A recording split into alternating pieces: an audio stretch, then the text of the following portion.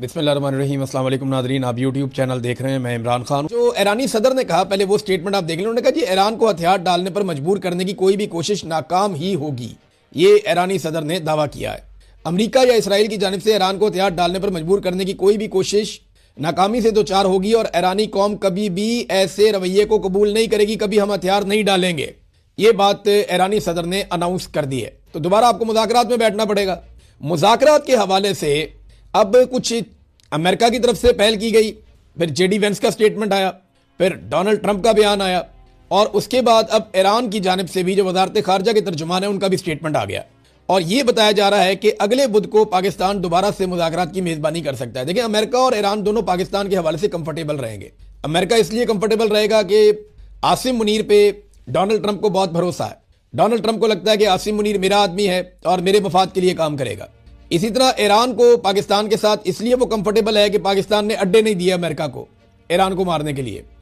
इमरान खान ने absolutely not कह दिया था, तो और पाकिस्तानी अवाम की तरफ से भी एक बड़ा रद्देमल आता है। तो ईरान ये बात जानता है कि ये एक ऐसी जगह है जहां बैठकर मुज़ाकरात किए जा सकते हैं। हालांकि ईरान को पता है कि पाकिस्तान का झुकाव अमेरिका की तरफ रहता है, पाकिस्तान की बड़ी मजबूरियां हैं। अमेरिकन दबाव की वजह से ही ईरान के साथ हम गैस पाइपलाइन मनसूबा मुकम्मल नहीं कर पाए। ईरान ये सब जानता है, लेकिन इसके बावजूद वो ईरान पाकिस्तान को एक बेहतर ऑप्शन के तौर पे देखता है और ये मुज़ाकरात दोनों ममालिक पाकिस्तान में कर सकते हैं। वेन्यू तब्दील भी हो सकता है, पाकिस्तान में भी हो सकते हैं, लेकिन दोनों को दोबारा बैठना पड़ेगा। आप जितनी मर्जी जंग लड़ें, एंड ऑफ द डे आपको टेबल पे बैठना पड़ता है और वो वक्त करीब आता जा रहा है। अब नाज़रीन, एक और खबर, पाकिस्तान की मईशत का बिल्कुल कचूमड़ निकल गया है। खासतौर पर जब यूएई ने हमसे पैसे वापस मांगे तो इनके पसीने छूट गए थे। फिर ये सऊदी अरब के पास गए, इन्होंने कहा जी जो कहते हैं जैसे कहते हैं। सऊदी अरब ने अपनी शराइत रखी, इन्होंने फौरी तौर पर वहां पर मजीद फौज भेजी, पाकिस्तान के एयरफोर्स के जंगी तैयारे वहां पे तैनात किए। कौम को इन्होंने बताया नहीं, सऊदी अरब ने यह खबर दे दी। अब मामला यह है कि हम सब कुछ देने के लिए तैयार हैं डिफॉल्ट से बचने के लिए। मोहम्मद जुबैर साहब का स्टेटमेंट है, उनकी बड़ी सख्त एक प्रेस कॉन्फ्रेंस आई है, उसका एक हिस्सा मैं आपको पढ़ के सुनाता हूं, आपको आइडिया हो जाएगा पाकिस्तान कहां खड़ा है। यह इंतहाई खौफनाक है और मुख्तलिफ सहाफियों ने इसको रिपोर्ट किया। फहीम अख्तर मलिक साहब ने जो रिपोर्ट किया मैं आपको पढ़ के सुनाता हूं। उन्होंने कहा खौफनाक, इंतहाई खौफनाक, ये अपोजिशन की अब तक की सबसे बड़ी चार्जशीट है इस निज़ाम पर। मोहम्मद जुबैर कहते हैं कि आलमी बहरान में हुकूमत ने ऑयल मार्केटिंग और रिफाइनरीज को अरबों रुपए का मुनाफा दिया, जंग में भी ये मुनाफे दे रहे थे। मोहम्मद जुबैर के खौफनाक इल्जामात में मुल्की डीजल को भी आलमी मार्केट से जोड़कर मुनाफा कमाया गया। 4 साल में मुल्की ज़र मुबादला में 1 पैसा नहीं बढ़ाया गया। दोस्त ममालिक के फिक्स्ड डिपॉजिट या IMF से पैसे आए, अगर वो चले गए तो मुल्क 1 हफ्ता में डिफॉल्ट कर जाएगा। यानी पाकिस्तान के अंदर सारा पैसा जो पड़ा हुआ है वो दोस्त ममालिक का पड़ा हुआ है। अब यूएई ने अपना पैसा मांगा है तो उसकी जगह पे सऊदी अरब अपना कुछ पैसा $3 अरब इंजेक्ट कर रहा है, इससे आप बच जाते हैं। लेकिन किसी भी लम्हे किसी भी दोस्त मुल्क ने अब सारा इन्हिसार सऊदी अरब पे है और चाइना पे है। इन दोनों में से किसी ने भी अपने पैसे वापस मांग लिए तो हम डिफॉल्ट कर जाएंगे और ये 1 हफ्ते के अंदर कर जाएंगे। तो आपको सारी बातें माननी पड़ेंगी, वो जो आपसे कहेंगे आपको वो करना पड़ेगा। अब पाकिस्तान की ये मजबूरी बनती चली जा रही है और ये इन्होंने किया पाकिस्तान के साथ। हालात कहां पहुंच गए हैं ये आपको मोहसिन नकवी के स्टेटमेंट से पता चल जाना चाहिए। मोहसिन नकवी ने कहा, कारोबारी हजरात को मुखातिब करते हुए, कि पैसा पाकिस्तान में ले आए।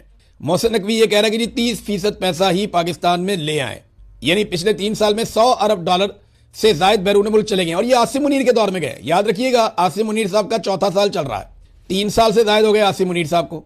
पिछले 3 साल में $100 अरब से जायद बैरून मुल्क चले गए, ये मोहसिन नकवी ने कहा।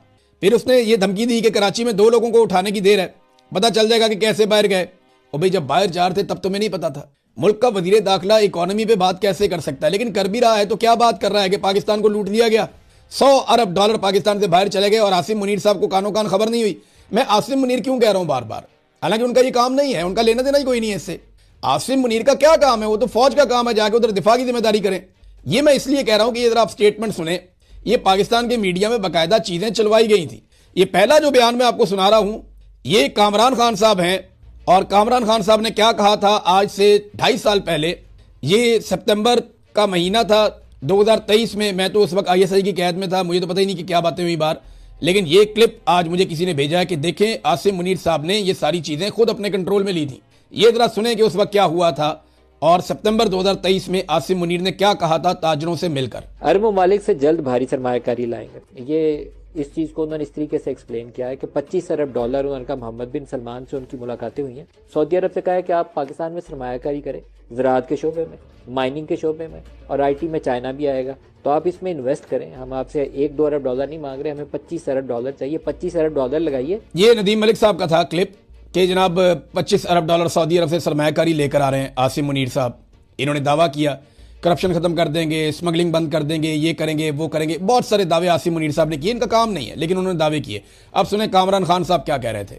पाकिस्तान की अव्वलीन तरजीह है और army chief general Asim Munir बबांगे दोहल मईशत बचाओ पाकिस्तान बचाओ मिशन की खुद अब क़यादत कर रहे हैं। मईशत बहाली का ये मिशन अभी नहीं तो कभी नहीं, नाउ और नेवर वाली सूरत हाल में दाखिल हो चुका है।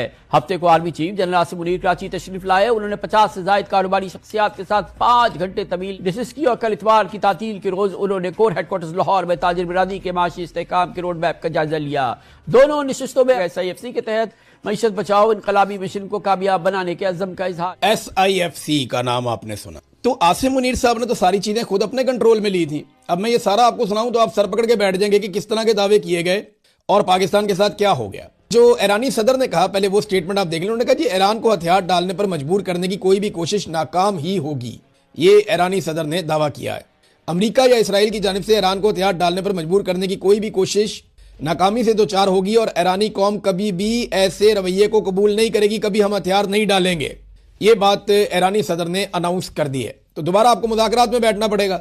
मुज़ाकरात के हवाले से अब कुछ अमेरिका की तरफ से पहल की गई, फिर JD वेंस का स्टेटमेंट आया, फिर डोनाल्ड ट्रंप का बयान आया और उसके बाद अब ईरान की जानिब से भी जो वजारत खारजा के तर्जुमान है उनका भी स्टेटमेंट आ गया और यह बताया जा रहा है कि अगले बुध को पाकिस्तान दोबारा से मुज़ाकरात की मेजबानी कर सकता है। देखिए, अमेरिका और ईरान दोनों पाकिस्तान के हवाले से कंफर्टेबल रहेंगे। अमेरिका इसलिए कंफर्टेबल रहेगा कि आसिम मुनीर पे डोनाल्ड ट्रंप को बहुत भरोसा है। डोनाल्ड ट्रंप को लगता है कि आसिम मुनीर मेरा आदमी है और मेरे मफाद के लिए काम करेगा। इसी तरह ईरान को पाकिस्तान के साथ इसलिए वो कंफर्टेबल है कि पाकिस्तान ने अड्डे नहीं दिए अमेरिका को ईरान को मारने के लिए। इमरान खान ने एब्सोल्युटली नॉट कह दिया था। तो और पाकिस्तानी अवाम की तरफ से भी एक बड़ा रद्द-ए-अमल आता है। तो ईरान ये बात जानता है कि ये एक ऐसी जगह है जहां बैठकर मुज़ाकरात किए जा सकते। अब तक इतनी, अपना ख्याल रखिएगा, अपने चैनल का भी। अल्लाह हाफ़िज़।